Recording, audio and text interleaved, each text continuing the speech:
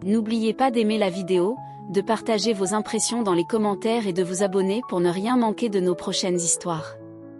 Tout a commencé si simplement, comme la plupart des moments inattendus. Une soirée d'automne fraîche, du genre où l'air sent le bois, et où les feuilles craquent sous les chaussures. Je venais de quitter la petite réunion communautaire au bout de la rue, notre habituelle soirée vin et fromage organisée chez Mara. C'était agréable, comme toujours, mais j'étais restée un peu trop longtemps à discuter de vieux films et de recettes de tartes aux pommes. Quand je suis sortie, les lampadaires s'étaient allumés, et une légère brume avait commencé à recouvrir le trottoir. J'ai resserré mon manteau autour de moi, puis j'ai entamé le chemin familier vers la maison. C'est alors que j'ai entendu quelqu'un m'appeler, Madame Hart. Je me suis retournée et je l'ai vu, Daniel, le fils de mes voisins, debout juste derrière moi sur le perron. 25, peut-être 26 ans maintenant. Il tenait une veste dans une main, et de l'autre, il me saluait légèrement. « Il fait un peu sombre, dit-il. Ça vous dérange si je vous accompagne ?» J'ai souri. Bien sûr que non. Mais tu peux laisser tomber le « madame », je pense qu'on a dépassé ce stade depuis un moment. Il a ri. D'accord, Claire alors. Il s'est mis à marcher à mes côtés, son allure détendue, les mains dans les poches de sa veste. Je ne l'avais pas beaucoup vu ces dernières années, études, travail, voyage. Il avait grandi dans la maison voisine, toujours poli, toujours avec une sorte d'énergie tranquille qui le rendait attachant. Dernièrement, j'avais remarqué qu'il était plus souvent dans les parages. Il rendait peut-être visite à ses parents, ou restait temporairement chez eux, bien que je n'ai pas posé la question. Nous avons marché en silence pendant un pâté de maison ou deux. Le quartier était calme, avec seulement, de temps en temps, un téléviseur allumé visible à travers une fenêtre, ou l'aboiement lointain d'un chien. La brume s'était épaissie, adoucissant la lumière des lampadaires, enveloppant les maisons d'une sorte de halo tamisé. « Tu es silencieux ce soir », ai-je dit au bout d'un moment, en le regardant du coin de l'œil. Il baissa les yeux, comme surpris en pleine pensée.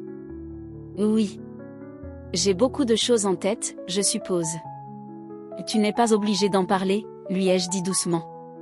Il resta silencieux encore un instant, puis dit, « En fait, je crois que j'en ai envie. » Nous nous sommes arrêtés à un coin de rue.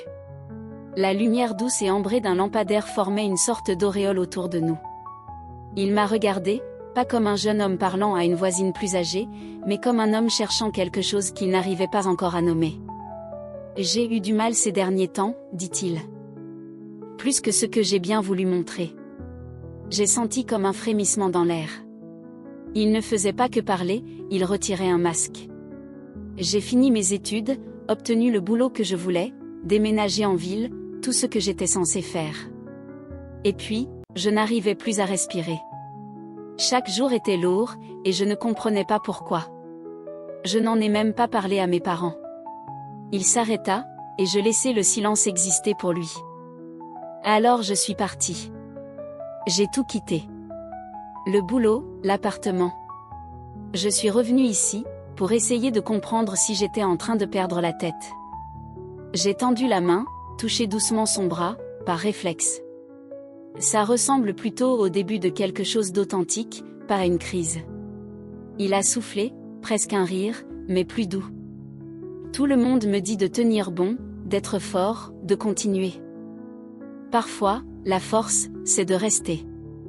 Parfois, c'est de partir, ai-je dit calmement. Il m'a regardé à nouveau, et son regard était plein de vulnérabilité. Pourquoi j'ai l'impression que tu es la première personne qui comprend vraiment ça? Je n'ai pas répondu tout de suite. J'ai pensé à toutes les fois où j'avais ressenti ce même poids étouffant, après la mort de mon mari. La pression de faire semblant d'aller bien, de rester occupé, de ne pas rendre les autres mal à l'aise avec mon chagrin. Parce que je suis passée par là, ai-je fini par dire. Et j'aurais aimé qu'à l'époque, quelqu'un me dise que c'était normal de s'effondrer un peu. Ses yeux se sont adoucis, et il a hoché la tête. Nous sommes arrivés devant ma grille, et je suis restée là, un moment. Lui aussi. « Tu veux entrer ?» ai-je proposé. « Pour boire un thé, je veux dire. » Il hésita, puis sourit. « Oui, j'aimerais bien. » À l'intérieur, je me suis affairée dans la cuisine pendant qu'il s'installait dans le fauteuil du salon. Je sentais son énergie, calme, contemplative, juste de l'autre côté de l'encadrement. Quand je suis revenue avec 2 tasses de camomille, il regardait la photo posée sur ma cheminée. Mon mari et moi, lors d'un voyage à la mer, il y a des années, j'expliquais, en lui tendant la tasse. On riait aux éclats. C'était le genre d'homme avec qui on se sentait toujours en sécurité. Il en a l'air, répondit Daniel. Nous avons bu en silence un moment. La chaleur du thé, le calme de la pièce, la présence partagée, tout cela nous enveloppait comme une couverture douce. J'avais peur de te parler ce soir, avoua-t-il. Je ne voulais pas que tu penses que j'étais en train de perdre pied. Je l'ai regardé. Et à cet instant, je n'ai pas vu le garçon d'Ax en grave côté. J'ai vu un homme qui essayait d'être honnête dans un monde qui ne récompense pas toujours cela. Je ne le pense pas, ai-je dit. Au contraire, je trouve ça courageux. Il a soutenu mon regard longuement. Et quelque chose, à cet instant, s'est installé entre nous. Pas de la romance, pas encore. Mais quelque chose. Une forme de reconnaissance, une compréhension partagée. Merci, dit-il, et je savais qu'il le pensait vraiment. Le lendemain matin, je me suis réveillée plus tôt que d'habitude. La maison était silencieuse, le soleil se répandait doucement à travers les voilages du salon. Mon fauteuil préféré portait encore la plus légère senteur de camomille de la veille, et la tasse qu'il avait utilisée attendait dans l'évier, prête à être rincée. Je ne m'étais pas attendue à ce que le poids de notre conversation reste aussi présent. Mais ce n'était pas un poids lourd, c'était un ancrage, comme si quelque chose s'était doucement mis en place en moi. Daniel n'était pas resté longtemps après que nous ayons fini notre thé. Nous avions encore parlé un peu, de tout et de rien, musique, voyage, et ce que ça fait quand notre vie ne ressemble pas à l'image qu'on pensait peindre. Avant de partir, il m'avait enlacée. Ce n'était ni hésitant ni formel. C'était plein, intentionnel, le genre de câlin où l'on sent battre le cœur de l'autre. Cela faisait longtemps qu'on ne m'avait pas tenu ainsi. Je pensais peut-être ne plus entendre parler de lui, qu'il se refermerait, gêné de s'être autant livré. Mais plus tard dans l'après-midi, mon téléphone a vibré avec un message bref. Merci pour hier soir. Tu m'as vraiment aidé à respirer. J'ai souri en le lisant. Puis, sans trop réfléchir, j'ai répondu. Quand tu veux. Ma porte est toujours ouverte. Au cours de la semaine suivante, Daniel est passé de temps en temps. Une fois pour rendre un livre que je lui avais recommandé. Une autre fois, juste pour s'asseoir sur le porche pendant que je taillais les buissons de lavande. Nous ne planifions jamais rien. Et pourtant, d'une manière ou d'une autre, il arrivait toujours quand la lumière était parfaite, en fin d'après-midi, juste avant le crépuscule, quand le ciel prenait des teintes dorées et que les cigales entamaient leur lente chanson du soir. Un soir, je lui ai proposé de dîner. Rien de spécial, juste des légumes rôtis et du riz au citron. Mais il a accepté avec un sourire reconnaissant. C'est meilleur que tout ce que j'ai mangé depuis des semaines, dit-il entre 2 bouchées. Je vis à base de céréales et de pâtes surgelées depuis mon retour. Tu es bien trop jeune pour abandonner comme ça, ai-je taquiné. Il a souri. Je réapprends juste à prendre soin de moi. Tout semble si nouveau. J'ai hoché lentement la tête. C'est ça, la guérison au début. Maladroit. Comme si tu réapprenais ton propre prénom.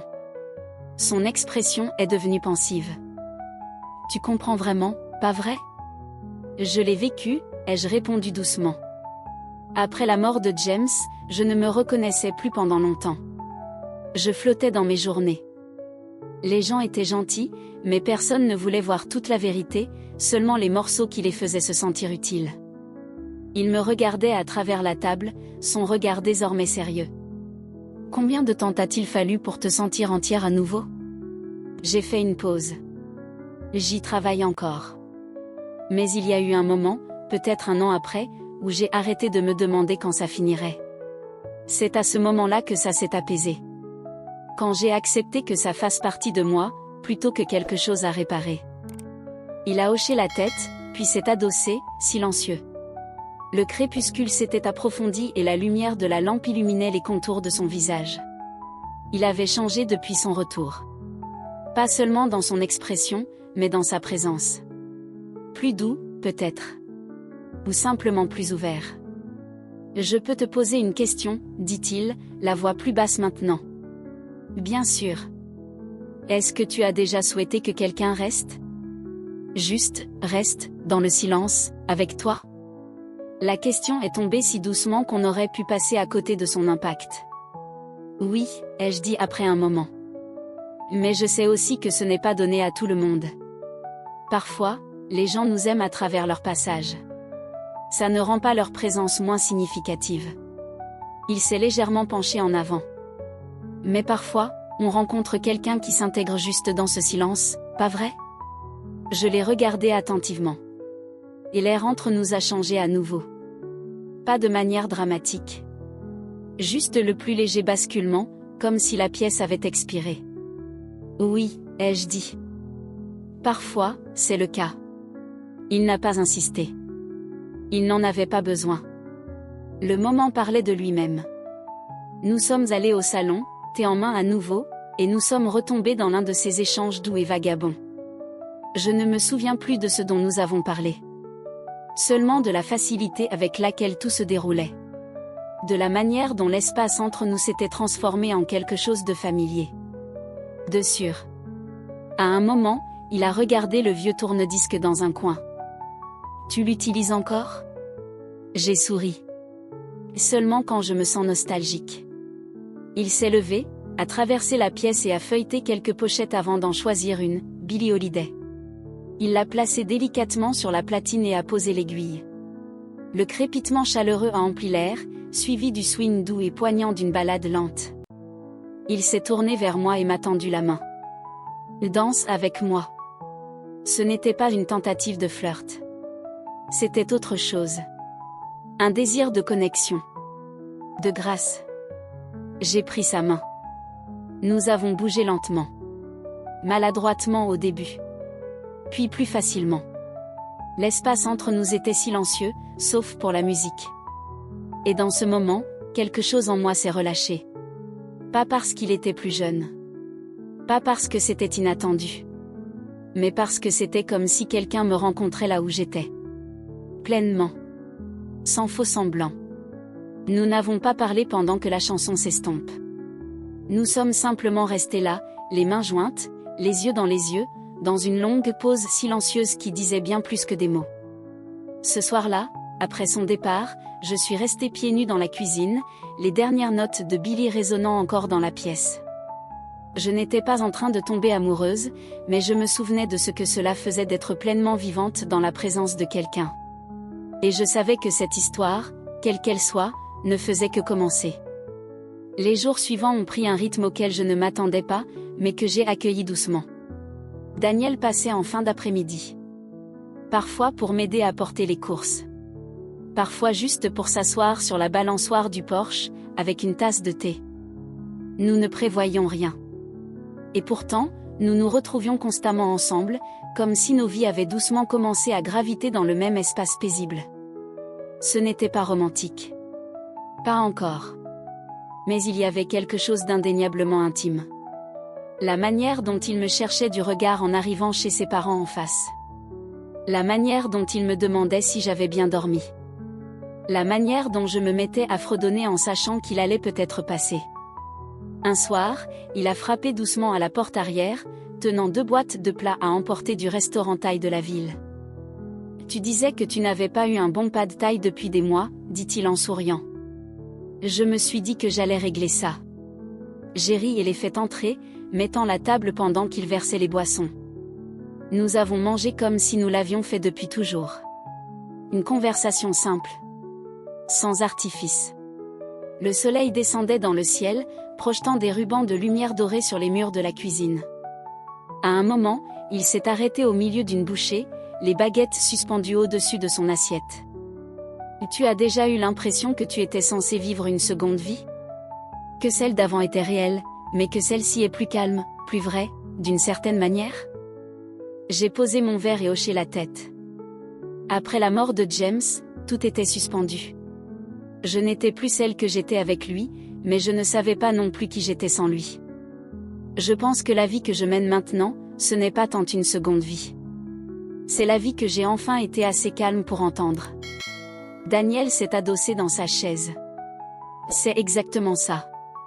J'ai passé des années à essayer de construire la vie qu'on m'avait dit de vouloir.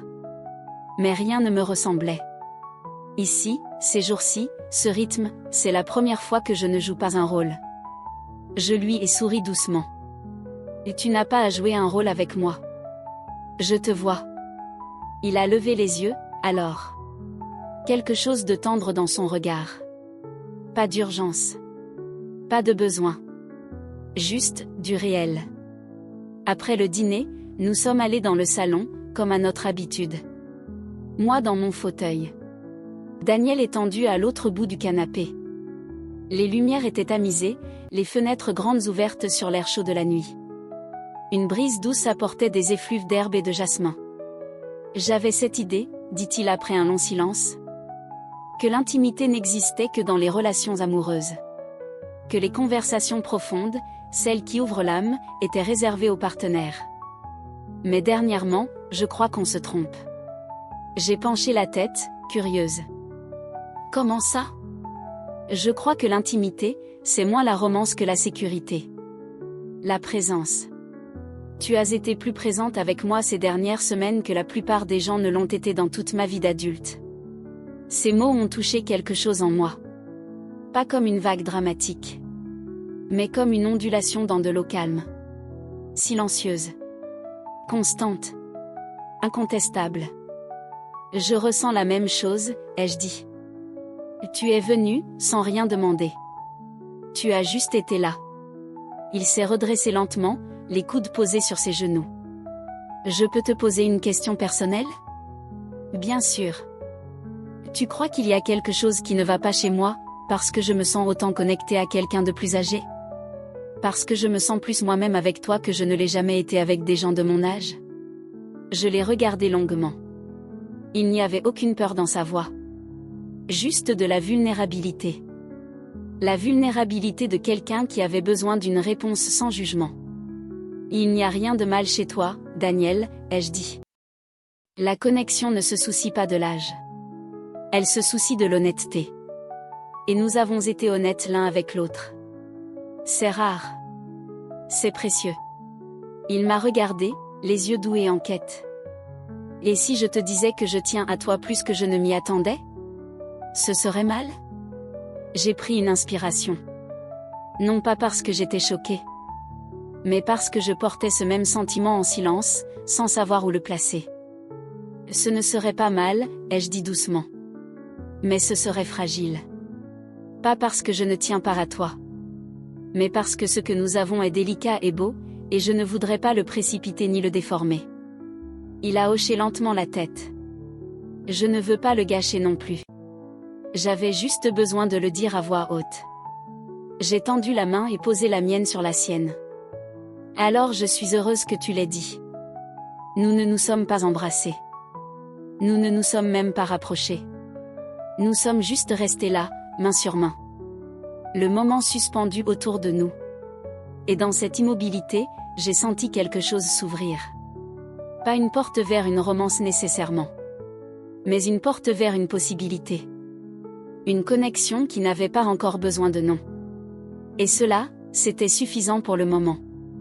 Quand il est parti ce soir-là, il s'est arrêté à la porte et a dit « Tu m'as aidé à ne plus me sentir cassée. » Je l'ai regardé avec toute la chaleur dont j'étais capable. « Tu ne le es pas. Tu étais juste en train de devenir. » Et tandis qu'il disparaissait dans la douce obscurité de la nuit, j'ai compris que moi aussi. Les jours raccourcissaient à mesure que l'automne s'installait, et le quartier retrouvait ce rythme familier, calme, entre la fin octobre et les premiers souffles de l'hiver. Les arbres avaient presque tous perdu leurs feuilles, laissant les trottoirs recouverts de cuivre et d'or. Je trouvais du réconfort dans les routines, le thé du matin, une promenade dans le jardin, mon manteau bien fermé, les visites occasionnelles des voisins qui passaient avec une part de tarte ou juste pour dire bonjour. Mais les visites que j'attendais le plus étaient toujours celles de Daniel. Quelque chose avait changé entre nous depuis cette nuit-là. Doucement, respectueusement. Nous n'en parlions pas directement, mais une conscience silencieuse existait désormais. Il passait régulièrement, pas par obligation, mais pour autre chose. Quelque chose qui ressemblait à un choix. Certains jours, nous ne parlions pas beaucoup. Il s'asseyait à la table de la cuisine, lisait pendant que je cuisinais ou pliais le linge. D'autres jours, nous parlions pendant des heures. De l'avenir, des regrets, de la beauté étrange de recommencer à vivre dans sa propre peau.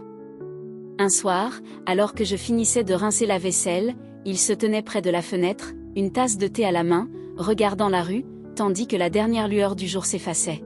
« Ma mère m'a demandé aujourd'hui si je voyais quelqu'un, dit-il, d'un ton décontracté, mais chargé de quelque chose de non dit. J'ai séché mes mains et me suis appuyée contre le comptoir. Et qu'as-tu répondu ? Il m'a regardé par-dessus son épaule, un léger sourire aux lèvres. J'ai dit oui. Que je passais du temps avec quelqu'un qui me faisait me sentir plus moi-même que jamais. Mon cœur s'est serré. J'ai attendu la suite. Elle m'a demandé de qui il s'agissait. Je ne lui ai pas dit, ajouta-t-il doucement. Pas parce que j'ai honte, mais parce que je suis encore en train de comprendre ce que c'est. J'ai hoché lentement la tête, accueillant sa sincérité. C'est juste.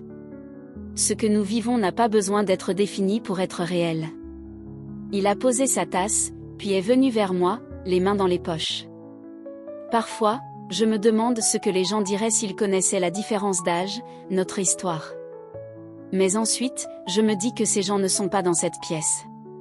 Ils ne sont pas restés avec moi dans le silence, quand je pensais m'effondrer. Toi, tu l'as fait. J'ai tendu la main et posé ma paume contre sa poitrine, juste au-dessus de son cœur. Et tu ne m'as jamais fait sentir que j'étais de trop ou pas assez. Et c'est une forme rare de paix. Il a posé sa main sur la mienne, la maintenant là. J'ai réfléchi à tout ça, dit-il, la voix plus basse maintenant. À ce que ça peut devenir. À si ça doit devenir quelque chose. Mais je reviens toujours au même sentiment, avec toi, je me sens calme. Je me sens vue. Et je ne veux pas perdre ça. Moi non plus. Mais je savais aussi ce que c'était que de confondre connexion et permanence. J'avais vécu cela. J'avais aimé et perdu. J'avais serré et lâché prise. Ce que je ressentais avec Daniel ne reposait pas sur l'urgence, mais sur la présence, la vérité. Et si quelque chose de plus profond devait naître de cela, il faudrait qu'il grandisse avec la même attention. Je me suis approchée et les regardé dans les yeux, calmement.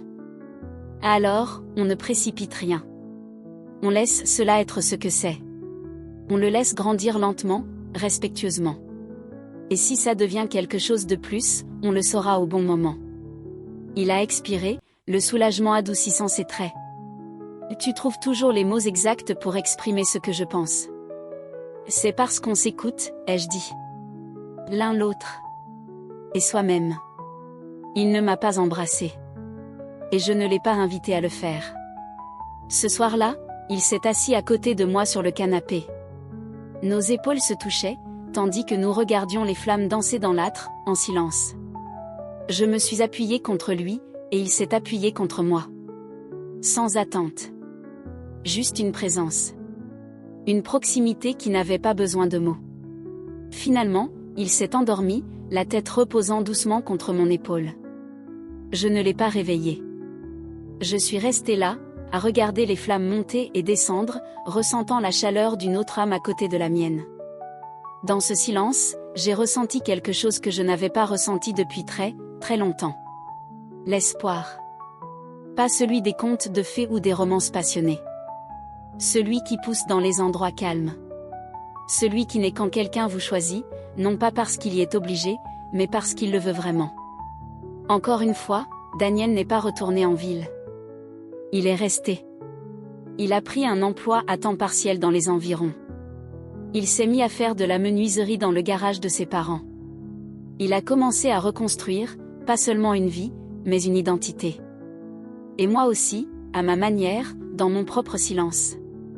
Nous avons continué à marcher ensemble, à travers les saisons, les questions, le long effilochage de tout ce que nous pensions devoir être. Nous ne cherchions pas un titre. Nous n'avions pas besoin d'approbation. Nous étions juste là, encore et encore. Et dans cette présence partagée, nous avons trouvé quelque chose de simple. Quelque chose de vrai. Deux personnes. Deux chemins différents. Qui se rencontrent dans le silence. Et qui choisissent d'y rester.